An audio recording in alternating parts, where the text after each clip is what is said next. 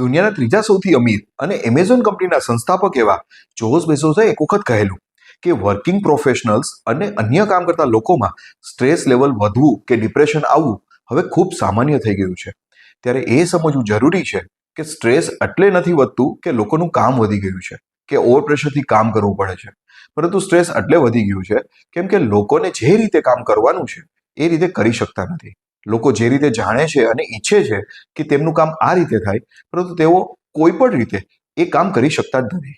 જેથી ફ્રસ્ટ્રેશન આવે છે, ગુસ્સો આવે છે અને આ બધું જ વધતા સ્ટ્રેસ આવવાનું શરૂ થાય છે. સ્ટ્રેસ ધીમે ધીમે વધતો જાય એટલે છેલ્લે ડિપ્રેશન પણ થવા લાગે છે.